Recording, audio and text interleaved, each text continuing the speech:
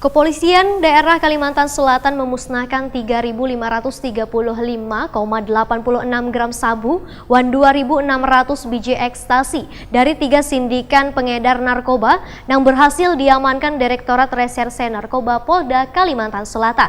Kiloan sabu dan ribuan pil ekstasi itu dimusnahkan dengan menggunakan mesin blender di lobi Mapolda Kalimantan Selatan, beisukan Selasa 29 Januari 2019. Dibuang di kloset. Kepolisian daerah Kalimantan Selatan memusnahkan 3.535,86 gram sabu dan 2.600 biji ekstasi dari 3 sindikat pengedar narkoba yang berhasil diamankan Direktorat Reserse Narkoba Polda Kalimantan Selatan. Kiloan sabu dan ribuan pil ekstasi itu dimusnahkan dengan menggunakan mesin blender di lobi Mapolda Kalimantan Selatan beisukan Selasa 29 Januari 2019.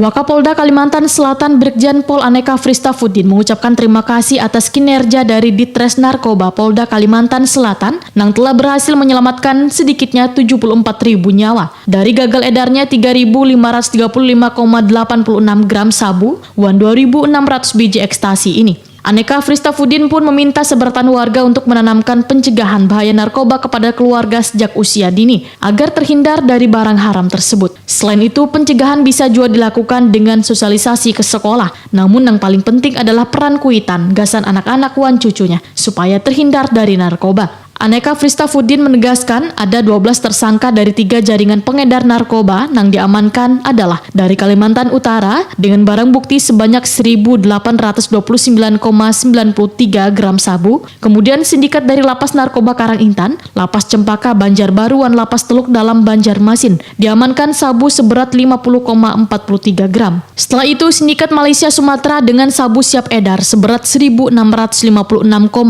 gram dan 2.600 biji ekstasi.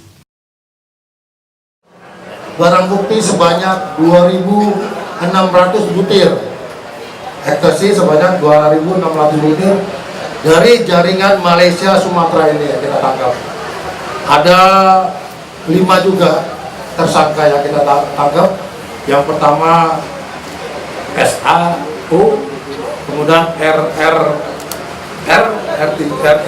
kemudian ketiga FAA, keempat AFA, kelima HA alias Hamplak.